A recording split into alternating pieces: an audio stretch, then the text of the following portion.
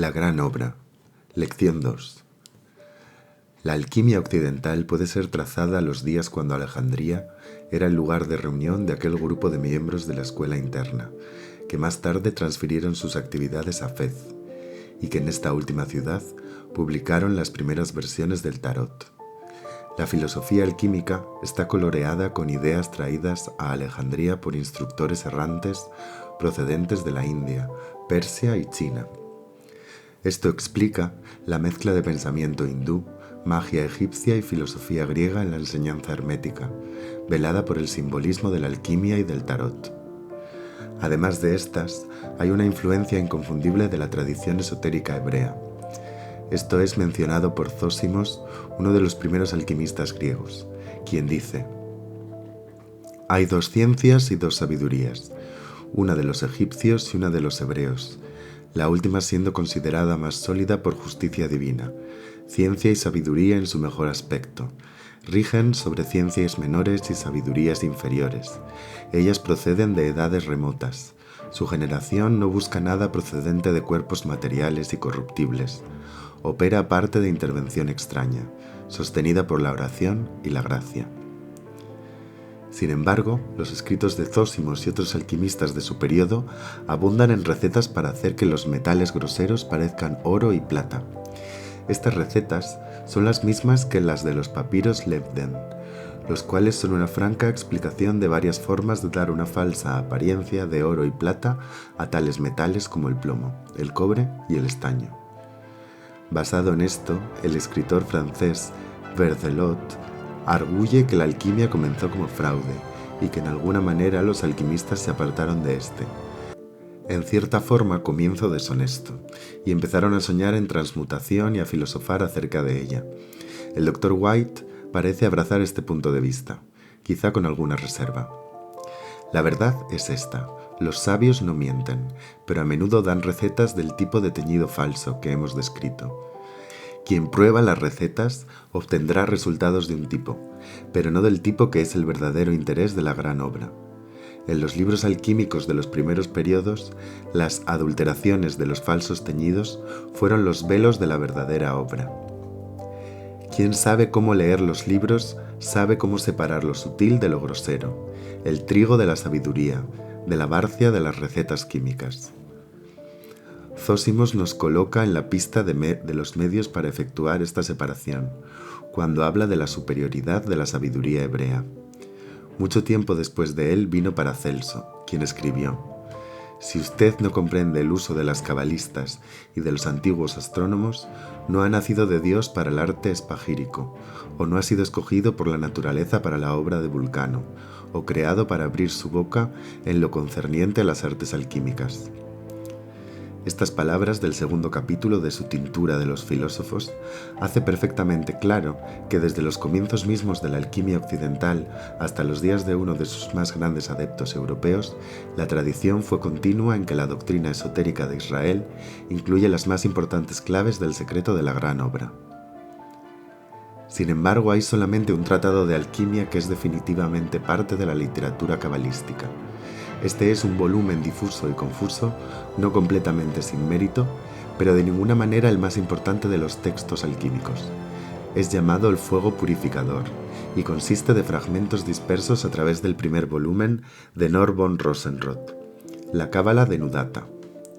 En 1714, estos fueron coleccionados y traducidos al inglés por un estudiante desconocido que se llamó el amante de Filaletes. Fue reimpreso, con prefacio, notas y explicaciones, por Sapero de Dr. W. Wynne Westcott en 1894. Si consideramos lo que Paracelso significa por el uso de los cabalistas, tendremos poca dificultad en comprender por qué hay tan pocos tratados cabalísticos sobre la alquimia. La Santa Cábala es un método para descubrir el significado espiritual oculto de la Biblia. La materia que es objeto del estudio de la Cábala es primariamente la doctrina secreta que se encuentra detrás de la letra del Pentateuco. Por eso, el uso de los cabalistas es el método por medio del cual el significado interno de las escrituras de Israel es revelado. Este método está basado en correlaciones entre números, letras y palabras. El Dr. White y muchos otros rechazan este sistema de letras y números, llamado gematría, como carente de valor real. Queda el hecho de que las tesis místicas de la Cábala son desarrollos de material del texto de las escrituras por medio de la gematría, el notaricón y otros procedimientos que constituyen lo que es conocido como Cábala literal. Este se hace evidente del principio al fin del Zohar, ahora disponible en una excelente traducción al inglés, publicada por la Something Press. La gematría está en descrédito debido a que se ha abusado de ella. Pervirtiéndola, se puede hacer que cualquier escrito produzca algún significado que se desee extraer de él, y los fanáticos y charlatanes han tergiversado en esta manera la cábala literal una y otra vez. Sin embargo, permanece el hecho de que los mismos métodos empleados con debida discreción y discriminación nos dan claves de la verdadera importancia de muchos pasajes en el Antiguo Testamento. Además de esto, no hay una sola de las tesis filosóficas tan admirables por escritores como el Dr. White, quien rechaza la gematría totalmente, que no sea, como hemos dicho, un desarrollo de material extraído de la Biblia, a través de este mismo método. Esto es como si uno profesara admiración por el otro y al mismo tiempo declarara la total inutilidad de las herramientas de minería, o que se proclame el valor místico de la intuición cabalísticas y al mismo tiempo se desprecien los métodos por los cuales los materiales sobre los cuales está basada esa intuición fueron reunidos. Un acercamiento más inteligente a la gematría ha sido efectuado por Frederick Bill Blount y por el Dr. Thomas Simcox Lee, cuyos trabajos, aunque dedicados al estudio de la gematría griega, en el Nuevo Testamento y en los libros gnósticos coptos, están plenos de valiosas sugerencias para el estudiante de alquimia. Ellos dicen: por el V siglo a.C. empezaron a aparecer en el centro oriental sirio-fenicio del Mediterráneo rastros de una modalidad de escritura en la cual las letras del alfabeto servían también como propósito de numerales.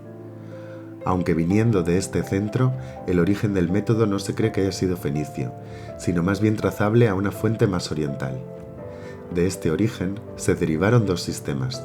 Estos son el griego y el hebreo. Ambos sistemas alcanzaron un elevado grado de desarrollo hacia el III siglo a.C. Ambos lenguajes están construidos con gran habilidad y son, evidentemente, la obra de hombres superiormente instruidos y animados por un propósito definido. Aunque compilado de más antiguos y menos perfectos materiales, representan algo mucho más allá de la evolución natural de ese material. Ellos mostraron sistema, pero también peculiaridades, algunas veces con la apariencia de intención, para la cual no se ha ofrecido una razón adecuada. Sus alfabetos, que son también numerales, muestran rastros inexplicables, algunos de los cuales pueden ser descritos como misteriosos. Es escasamente razonable que el elemento de casualidad tenga algún grado apreciable de participación en su formación, y lo menos posible es que haya evidencia alguna de una creencia entre estas gentes que mostraron una reverencia peculiar por sus alfabetos, atribuyéndole a cada letra su propio valor místico, y al todo un cuerpo de enseñanzas simbólicas en el cual los principios de número, sonido y forma, según se relacionan con cada letra, todos juegan su parte. En la Gnosis Apostólica volumen 1 dicen: hacemos un uso muy limitado de las letras romanas como números, pero para todo propósito ordinario, los numerales arábigos que empleamos son usados para calcular solamente, y no están asociados en nuestros pensamientos con palabras o letras en nuestro lenguaje. Pero si hubiéramos sido entrenados desde niños a sumar, restar, multiplicar y dividir por medio de letras de nuestro alfabeto, ¿cuán diferentemente consideraríamos ese alfabeto? El instinto, el hábito y la asociación permanente formarían un eslabón inevitable e indisoluble entre la letra y el número. Las letras de una palabra nos parecerían como números y los dígitos de un número nos sugerirían una palabra. Y así lo fue en el comienzo de nuestra era, antes de la introducción de los números arábigos. Y con los griegos. Esta asociación de letra y número fue de la naturaleza más íntima. La formación de palabras para la representación de preferencias en número comenzó muy temprano, y mucho de la tradición está asociada con las escuelas pitagóricas, en las cuales los números eran a menudo reconocidos como símbolos convencionales de proporción. Los términos usados en música, en astronomía y cronometría muestran una influencia semejante, y aquellos hombres de las divinidades, que son símbolos de tiempos planetarios y de las estaciones, pueden a menudo ser identificados por su gematría de número. Por encima de todo, la noción del simbolismo numérico penetra y colorea la nomenclatura religiosa. Y tenemos abundante prueba de los padres de la Iglesia de que el simbolismo primitivo de Dios el Padre fue de naturaleza geométrica. La alquimia utiliza el mismo sistema, y la razón principal de que haya tan pocos libros sobre alquimia escritos en hebreo es que los más grandes textos están en la misma Biblia. No son solamente los del Antiguo Testamento. La doctrina hermética penetra las escrituras sagradas de la cristiandad tan ciertamente como que forma un hilo de oro en el tejido, extraño y frecuentemente repelente en su exterior, de las escrituras hebreas. Nunca debemos olvidar que, después de todo, el Nuevo Testamento no es menos distintamente hebreo que el resto de la Biblia. Se disfraza un poco en su vestidura griega, pero a través de los evangelios, los actos, las epístolas y el libro de la Revelación, el pensamiento es hebraico, aunque las palabras son griegas. Nos encontraremos incapaces de aceptar la idea de que el Nuevo Testamento sea una corrupción fragmentaria de una enseñanza de sabiduría ahora perdida. No es posible para quien tenga suficiente conocimiento de las modalidades de pensamiento semítico llegar a ninguna otra conclusión a partir de un estudio del Nuevo Testamento en el original, sino que tales libros son una presentación helenizada de ideas esencialmente hebreas en su origen inmediato. No obstante, lo mucho que el pensamiento hebreo mismo se encuentra en deuda con las antiguas formas de la sabiduría eterna. Por otra parte, muchas corrientes de doctrina fluyen juntas para formar la poderosa corriente de sabiduría presentada en el Nuevo Testamento. Las ideas son predominantemente, pero en ninguna forma exclusivamente, semíticas. El Nuevo Testamento es toda una sola pieza con el Antiguo, pero esto es diferente a decir que la Biblia no se encuentra llena de una doctrina que es más antigua de lo que parece en la superficie, en la mera lectura literal del texto. Egipto, Caldea, Persia y la India, quizá también China, tienen su parte en la formación de esta librería de la sabiduría. Una vez que sabemos cómo penetrar tras el velo exterior de las palabras y de los símbolos, nos encontramos en la presencia de los mismos misterios que son tema de todos los libros sagrados. Por esto es que los autores anónimos de los manifiestos rosacruces, después de intimar claramente que su doctrina es una mezcla de hermetismo y cábala, afirman que es también definitivamente cristiana y que la Biblia está de acuerdo con ella en todos sus puntos. A partir de esto y de ciertos escritos de alquimistas posteriores, fue inferido por el ingenioso autor de notas sobre la alquimia y los alquimistas, general Ethan Allen Hitchcock, que el objetivo real de la gran obra no era más que la perfección moral, y que el complicado simbolismo de los verdaderos sabios fue adoptado para evitar la persecución religiosa. Quienes ven la alquimia en esta luz son de la opinión de que el arte hermético es solamente un sistema de disciplina espiritual, conduciendo a la iluminación y la regeneración.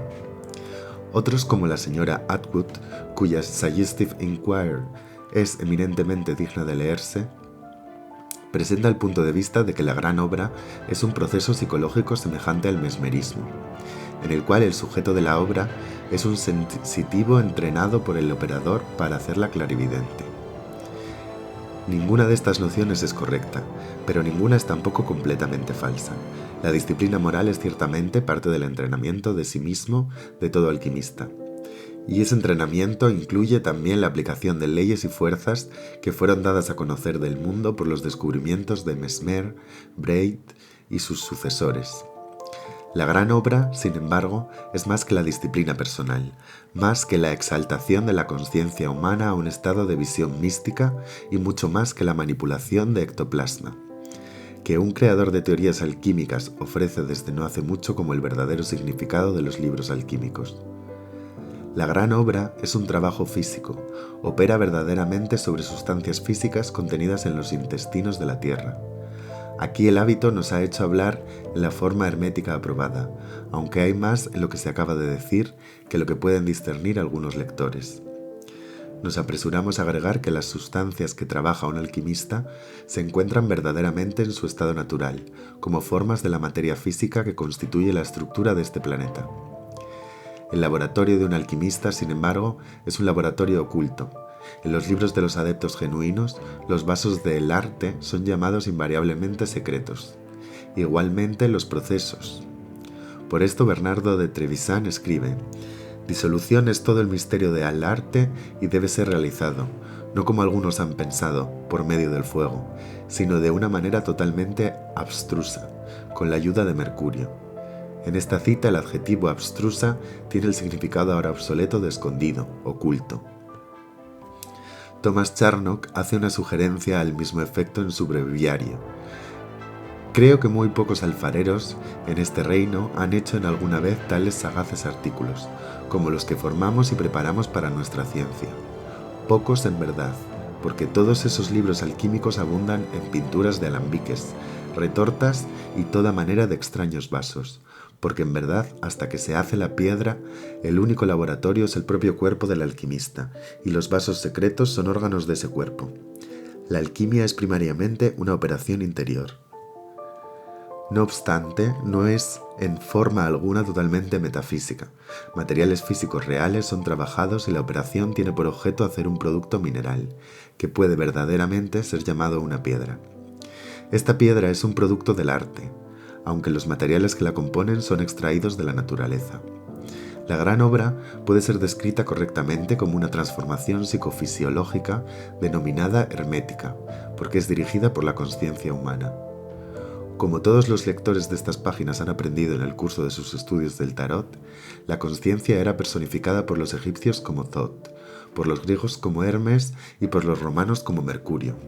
Así llega a ser evidente que lo que Bernardo de Trevisan significa al decir que la obra es llevada a cabo con la ayuda de Mercurio es prácticamente lo que el sabio hindú que citamos en la lección 1 tenía en la mente cuando dijo: debe ser comprendido por la mente solamente. Se dice que la disolución es todo el misterio de la alquimia, porque la gran obra nos capacita para controlar aquellas funciones de nuestros cuerpos que disuelven o desintegran en sus elementos constituyentes las formas de materiales tomados de nuestro medio ambiente. Los vasos secretos de los alquimistas son los órganos de su propio cuerpo, junto con sus contrapartes etérica y astral. La gran obra es realmente una operación química, llevada a efecto bajo la dirección de la inteligencia autoconsciente del hombre. Comienza en la mente del hombre, pero es realizada por medio de cambios efectuados en su cuerpo físico. En consecuencia de estos cambios, llega a ser una nueva criatura, capaz de ejercer poderes que son desconocidos para el ser humano promedio.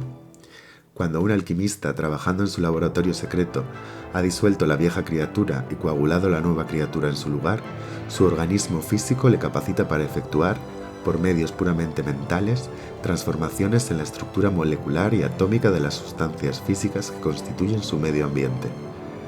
Debido al cambio en sí mismo y al poder que éste coloca a su disposición, él puede realmente manufacturar una sustancia física que tiene notables propiedades curativas, y la cual puede ser empleada para la transmutación de los metales groseros en oro y plata.